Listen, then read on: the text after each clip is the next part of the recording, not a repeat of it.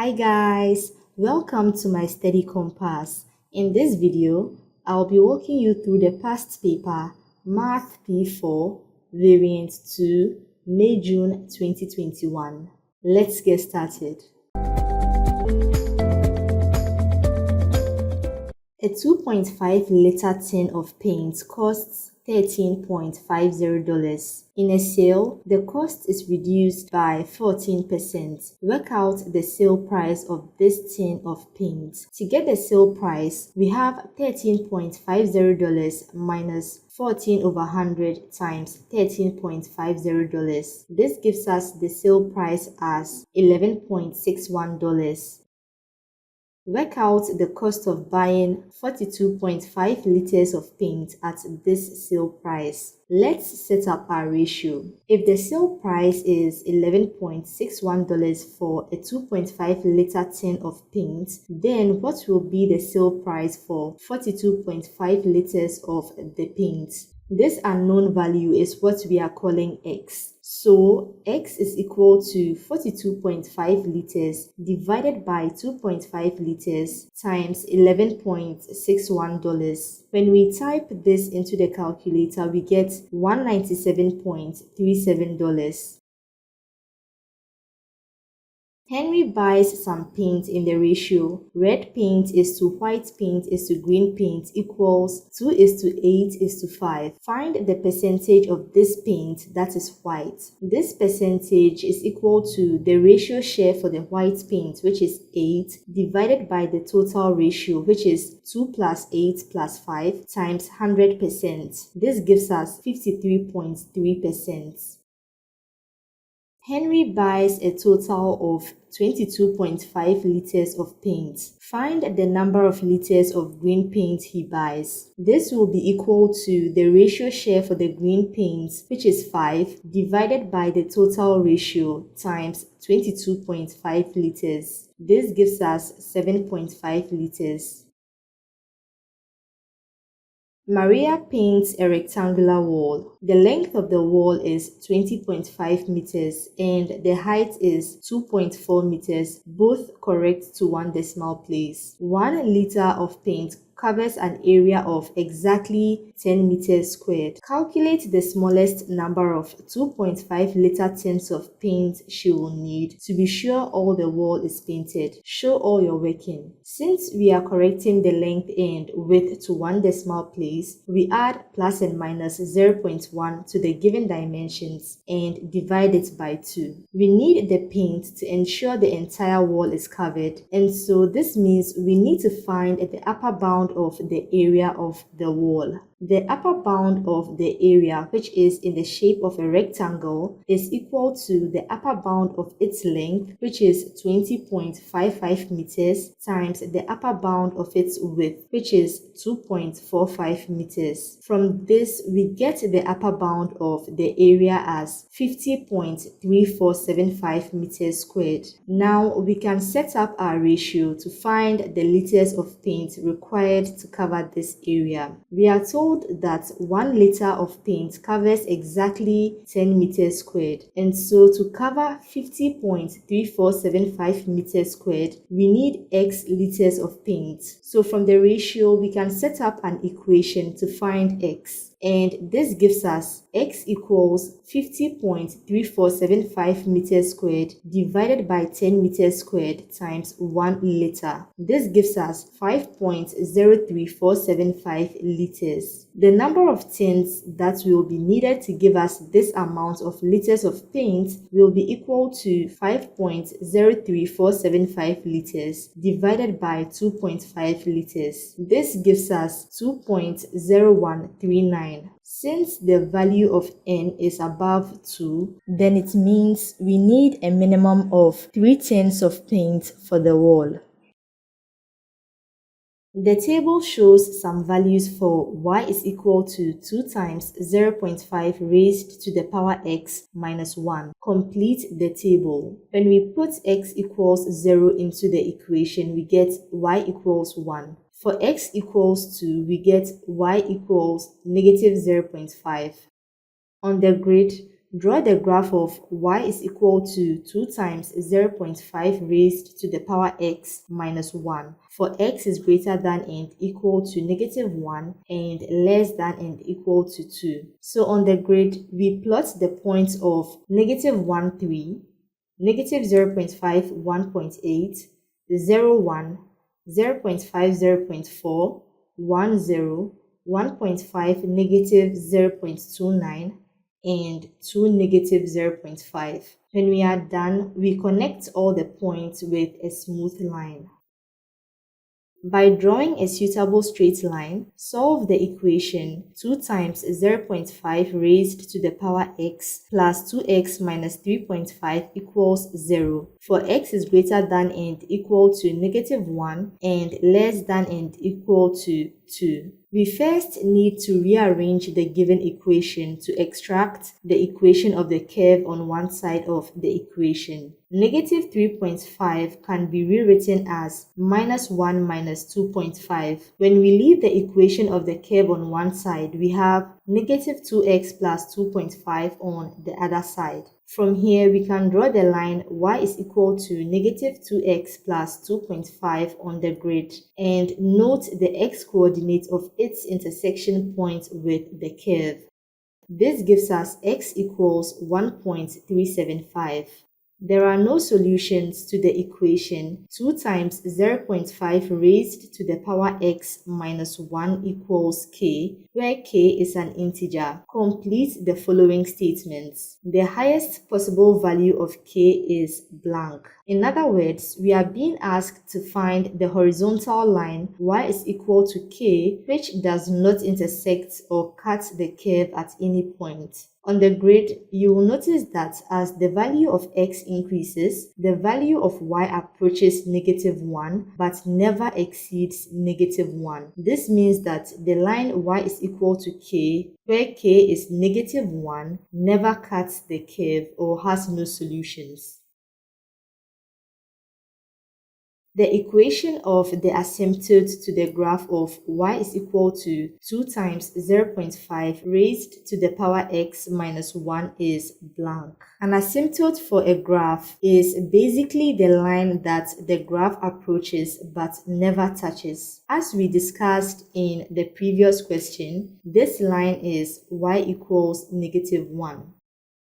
Simplify, giving your answer as a single power of 7. 7 raised to the power 5 times 7 raised to the power 6. Both terms have the same base, and since these terms are multiplying, all we need to do is add their powers. This gives us 7 raised to the power 5 plus 6. 5 plus 6 is 11, and so our final answer here is 7 raised to the power 11. 7 raised to the power 15 divided by 7 raised to the power 5. Both of the terms here have the same base as well, but this time around they are dividing, so we subtract their powers, giving us 7 raised to the power 15 minus 5. 15 minus 5 is 10, and so our final answer here is 7 raised to the power 10. 42 plus 7. 42 plus 7 is 49. We need to leave our answer as a power of 7, and so we rewrite 49 as 7 squared. Simplify. 5x squared times 2xy raised to the power 4 all cubed. When we multiply the terms in the brackets, we have 5 times 2, which is 10. X squared times x is x raised to the power 2 plus 1. When we open up the brackets, we have 10 cubed, x cubed, all cubed, and y raised to the power 4 cubed. 10 cubed is 1000. The powers of x multiply to give us x raised to the power 9, and the powers of y multiply to give us y raised to the power 12. And so our final answer is 1000 x raised to the power 9, y raised to the power 12. Find the highest common factor of P and Q. To find the HCF, we first need to write Q, which is 540, as a product of its prime factors. This gives us 2 squared times 3 cubed times 5. The next thing is to map the prime factors of P and Q in a Venn diagram. The product of the elements in the overlap section is the HCF of P and Q. And so we have 2 squared times 3 cubed, which is 108. Find the lowest common multiple of P and Q. Using the same Venn diagram, we can also find the LCM, but this time around, we need to multiply all the elements in the Venn diagram. So we have the LCM is equal to 2 raised to the power 5 times 3 raised to the power 3 times 5 times 7, which is 30,240. P times R is a cube number, where R is an integer. Find the smallest possible value of R. First, we need to list the prime factors of P. Then, we need to match each prime factor in P to be a perfect cube with the prime factors in R. So, if we have 7 in P, then we need to have 7 squared in R to get a perfect cube. For 3, we already have a perfect cube, so we move on to 2. We have 2 raised to the power 5, and so we need to have 2 raised to the power 1 in R to have a perfect cube. So, for R, we have 2 times 7 squared, which gives us 98. Factorize the following completely. X squared minus 3x minus 28. We can rewrite negative 3x as 4x minus 7x. The common factor for the first 2 terms is x, and when we factor that out, we are left with x plus 4. For the final 2 terms, the common factor is negative 7, and when we factor that out, we have x plus 4. This can be rewritten as x plus 4 times x minus 7. Factorize 7 times a plus 2b squared plus 4a times a plus 2b. The common factor for the 2 terms is a plus 2b. When we factor that out, we are left with 7 times a plus 2b plus 4a. 7 times a is 7a. 7 times 2b is 14b. 7a plus 4a is 11a. And so for our final answer, we have a plus 2b times 11a plus 14b. Find an expression for y in terms of x. From the equation we've been given, we know we are going to be applying a number of the laws of indices. So first, let's clear out the denominator in the equation. We can do this by multiplying both sides of the equation by 9 raised to the power x. This gives us 9 raised to the power x times 3 raised to the power 2x minus 1 equals 1 times 3 raised to the power 2y minus x. 9 can be rewritten as 3 squared. The powers of 2 and x multiply to give us 2x. Now that the bases of all the terms are equal, we have 2x plus 2x minus 1 equals 2y minus x. We are required to find an expression for y in terms of x, so we need to make y the subject of the equation. When we move minus x to the other side of the equation, it goes to add. So we have 2x plus 2x plus x, which gives us 5x. When we divide both sides of the equation by 2, we have y equals 5x minus 1 over 2. The mass m kilograms of each of 40 parcels in a warehouse is recorded. The table shows information about the masses of these parcels. Complete the histogram to show this information. To complete the histogram, we need to find the frequency density for each of the mass intervals. Frequency density is equal to the frequency divided by the interval width. For the first 2 intervals, the frequency densities are 8 and 7, and these have already been drawn on the grid. For m greater than 2 and less than and equal to 4, the frequency density is the frequency, which is 15, divided by the interval width, which is 4 minus 2. This gives us 7.5. For the next interval, we have 10 divided by 7 minus 4, which is 3.33. And for the final interval, we have 4 divided by 12 minus 7, which is 0.8. Now that we have the frequency densities for the rest of the intervals, we can plot them on the grid. Calculate an estimate of the mean mass of the parcels. The mean is sigma f of x, which is the total mass of all the parcels divided by sigma f, which is the total number of parcels. We've not been given the mass of each individual parcel. What we've been given are the different mass ranges. So we need to get an average mass for each of the mass interval. For the first interval, the average mass is 0.5 plus 1 divided by 2, which is 0.75. Then we have 1 plus 2 divided by 2, which is 1.5. 2 plus 4 divided by 2 is 3. 4 plus 7 divided by 2 is 5.5. 7 plus 12 divided by 2 is 9.5. So for sigma f of x, we have 0.75 times 4 plus 1.5 times 7 plus 3 times 15 plus 5.5 times 10 plus 9.5 times 4 kilograms divided by the number of parcels, which is 40. When we type this into the calculator, we get 3.7875. A parcel is picked at random from the 40 parcels. Find the probability that this parcel has a mass of 2 kilograms or less. This probability is equal to the number of parcels with a mass of 2 kilograms or less, which is 4 plus 7, divided by the total number of parcels, which is 40. 4 plus 7 is 11, and so our final answer here is 11 over 40.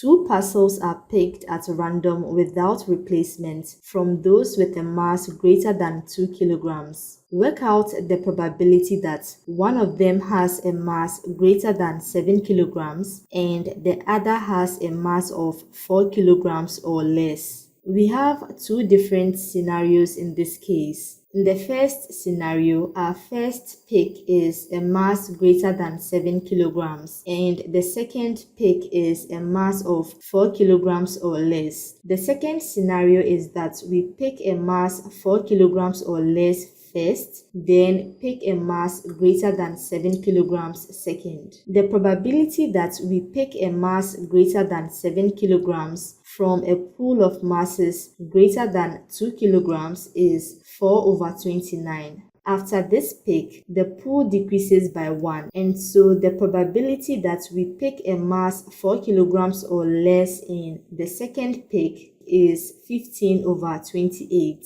The first and second scenarios are basically the same. The only difference is the order in which the parcels are picked. And so we can multiply this probability by 2. When we type this into the calculator, we get 30 over 203. A van delivers parcels from a different warehouse. The box and whisker plot shows information about the masses of the parcels in the van. Find the median. The median is represented by the line in the middle of the box, and this is 4.6 kilograms.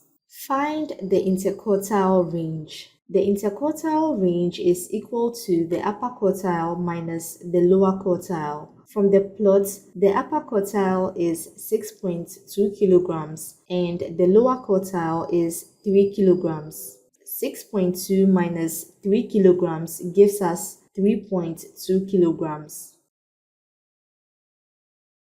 2 parcels are removed from the van at the first delivery. The masses of these parcels are 2.4 kilograms and 5.8 kilograms. Describe the effect that removing these parcels has on the median mass of the remaining parcels.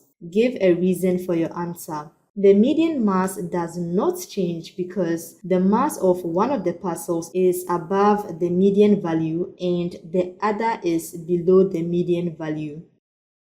A is -3, 8, B is 2, -5. Find B minus A. For the top element of the resulting vector, we have B, which is 2, minus A, which is -3, giving us 5. And for the bottom elements, we have -5 minus 8, which is -13. So our final answer is 5, -13. Find 2A plus B. For the top element of the resulting vector, we have 2 times -3 plus 2, which is -4. And for the bottom element, we have 2 times 8 plus -5, which is 11. So our final answer is -4, 11. Find the magnitude of vector B. The magnitude of vector B is simply the square root of 2 squared plus -5 squared. When we type this into the calculator, we get 5.39, correct to 3 significant figures. A plus KB is equal to 13m, where K and M are integers. Find the value of K and the value of M. Okay, so we've been given vector A as -3, 8 and vector B as 2, -5. So from this we can write -3 plus K times 2 equals 13. When we add 3 to both sides of the equation, we have 2k equals 16. When we divide both sides by 2, we have k equals 8. We can also write 8 plus k times -5, which is -5k equals m. We found k as 8, and so m will be 8 minus 5 times 8. This gives us m equals -32.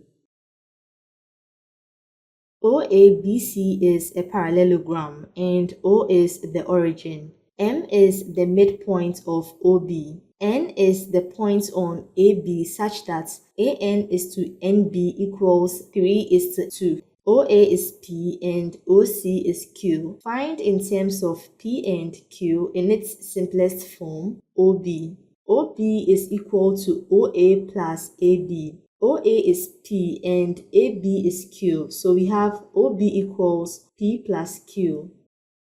Find CM. CM is equal to CB plus BM. BM is half of BO and not OB. Because we are moving from B to M, we can only say B to M is half of B to O. We can express BO as BA plus AO. So from here, the next step is pretty straightforward. CB is P, BA is -Q, and AO is -P. P minus half P is half P, and so our final answer here is CM equals half P minus half Q. Find MN. MN is equal to MB plus BN. MB is half of OB and BN is 2/5 of BA. We can write OB as OA plus AB. OA is P, OB is Q, and BA is -Q.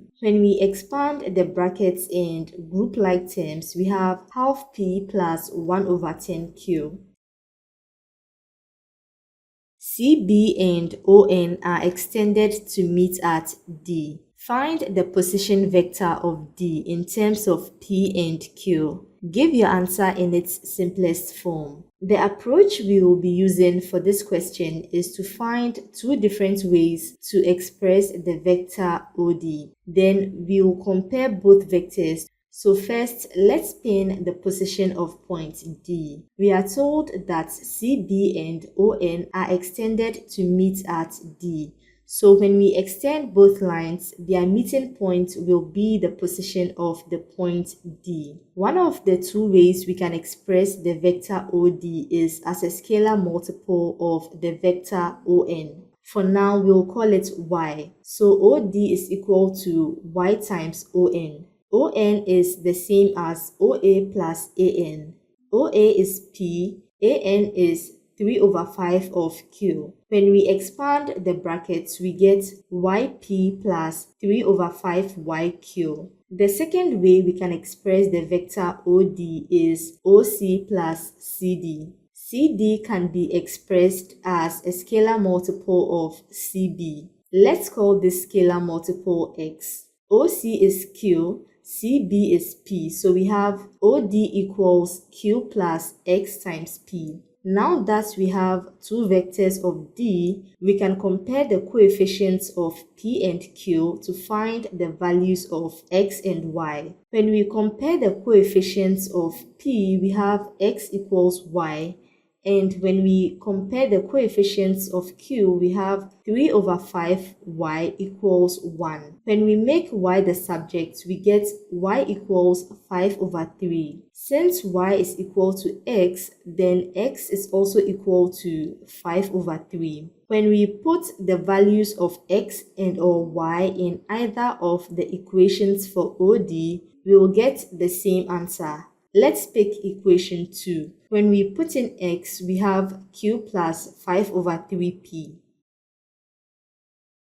The diagram shows a quadrilateral ABCD made from two triangles ABD and BCD. Show that BD equals 16.9 meters, correct to one decimal place. To find the length of BD, we need to apply the cosine rule. So when we apply the cosine rule to triangle ABD, this is what we get. AB is 16 meters, AD is 19 meters, and angle BAD is 57 degrees. When we substitute these values into the equation and make BD the subject, this is what we get. When we type this into the calculator, we get BD equals 16.907 meters. The first number after the decimal point is 9. The number after 9, which is 0, is less than 5. And so to correct this number to one decimal place, we maintain 9 and ignore the rest of the numbers after 9.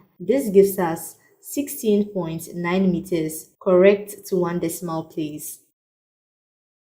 Calculate angle CBD. We've not been given the length of CD, so we can't use the sine rule to find the angle CBD. Since we know the length of BD, we can use that to find the angle of BCD. This means that angle CBD will be equal to 180 degrees minus the sum of 75 degrees and angle BCD. So now let's find the angle BCD using the sine rule. This gives us sine of angle BCD divided by 16.9 meters equals sine of 75 degrees divided by 32 meters. When we make angle BCD the subject and type the resulting expression into the calculator, we get 30.7 degrees, correct to one decimal place. When we put the value of angle BCD into our initial equation, we get angle CBD as 74.3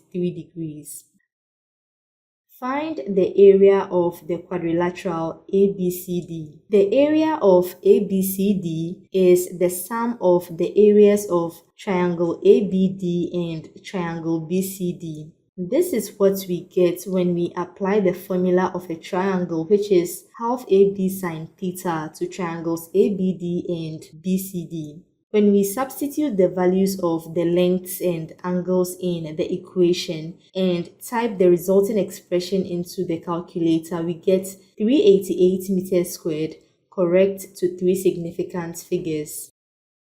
Find the shortest distance from B to AD. The shortest distance from B to AD is the length of the line from point B to a point on AD such that the line is perpendicular to AD. We've labeled this distance y. To find y, we can apply SOHCAHTOA. This gives us sine 57 degrees equals the opposite, which is y, divided by the hypotenuse, which is 16 meters. When we make y the subject, we have y equals 16 sine 57 meters. This gives us 13.4 meters, correct to 3 significant figures. On the grid, draw the image of triangle T after a translation by the vector 2, -1. The +2 at the top means we move 2 units to the right, and the -1 at the bottom means we move 1 unit downwards. So what we are going to do is move each vertex of triangle T 2 units to the right and 1 unit downward. After doing this for all the 3 vertices, we are able to map out the translated image of triangle T. Draw the image of triangle T after a rotation 90 degrees clockwise about the origin. So first, let's mark the center of rotation, which is the origin. In this case, we want to rotate each vertex on triangle T 90 degrees in the clockwise direction. If we pick point A, we draw a line from point A to the origin. Then we measure and mark 90 degrees from this line in the clockwise direction using a protractor or a set square. So now we can draw a line from the origin through the 90-degree mark. The new position of point A will be anywhere along this line such that its distance from the origin is the same as the distance from the origin to the initial position of point A. We need to repeat the same process to pin the new positions of points B and C. When we are done, we are able to map the rotated image of shape T. Draw the image of triangle T after an enlargement scale factor -1/2, center -2, 3. First, let's mark the center of enlargement. Now, let's pin the new position of point A. To get to the initial position of point A from the center of enlargement, we move 2 units downwards and 4 units to the right. And so to pin the new position of point A, we need to move upwards since the scale factor is negative. And since the scale factor is half, we move upwards by half of 2, which is 1. Then we move to the left by half of 4, which is 2. Now we can pin the new position of point A. After repeating the same process for points B and C, we are able to map out the new image of triangle T. Describe fully the single transformation that maps triangle T onto triangle A. When we look at both triangles T and A, the lengths are the same for both, and shape A is not bigger, smaller, or distorted in any way. This means it could either be a translation, reflection, or rotation. It can't be translation because shape A is oriented differently from shape T. It can't also be rotation because when you rotate shape T 360 degrees by 90 degrees increments, it never for once looks like shape A. This means that it is a reflection in either the line y equals x or y equals -x. When we test out these two possible lines of reflection, we find that it is a reflection in the line y is equal to -x. A cuboid has length L centimeters, width W centimeters, and height H centimeters. The diagram shows the net of this cuboid. The ratio W is to L is equal to 1:2. Find the value of L, the value of W, and the value of H. So first, we need to map out whether each line is L centimeters, H centimeters, or W centimeters. From here, we can tell 2H plus W equals 20.1 and 2L plus 2H equals 37.8. We have two equations with 3 variables. To be able to solve these two equations simultaneously, we need to limit these variables to 2. We can easily do that by substituting L equals 2W into equation 2. This gives us 4W plus 2H is equal to 37.8. 8.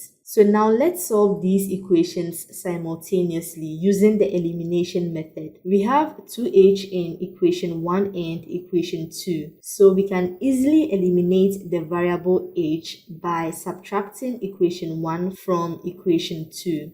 This gives us 4w minus w plus 2h minus 2h, which is 0, equals 37.8 minus 20.1. 4w minus w is 3w, and 37.8 minus 20.1 is 17.7. When we make w the subject, we get 17.7 divided by 3, which is 5.9. We can find the value of h by putting the value of w in either equation 1 or equation 2. Let's use equation 1. This gives us 2h plus 5.9 equals 20.1. When we make h the subject, we get h equals 7.1. The length is 2 times the width, which is 5.9. And so we have L equals 11.8. The diagram shows a solid pyramid with a rectangular base ABCD. E is vertically above D. Angle EDC is equal to angle EDA is equal to 90 degrees. AB is 18 centimeters, BC is 15 centimeters, and EC is 24 centimeters. The pyramid is made of wood and has a mass of 800 grams. Calculate the density of the wood. Give the units of your answer.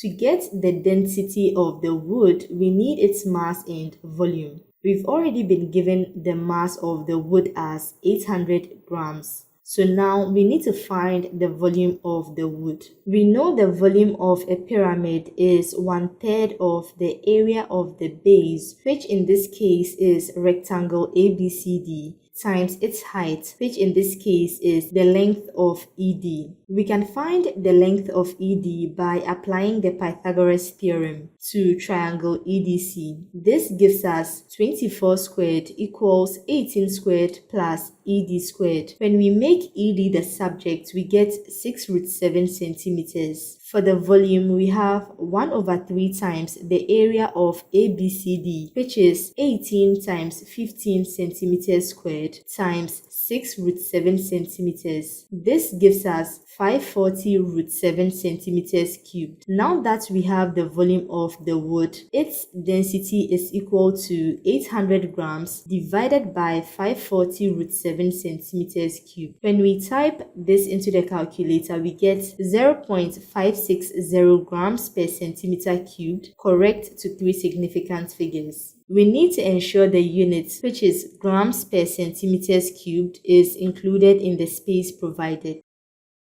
Calculate the angle between BE and the base of the pyramid. On the diagram, we have labeled this angle as alpha. We can apply SOHCAHTOA to find alpha. We found the length of ED in the previous question. We can easily find the length of BD using the Pythagoras theorem.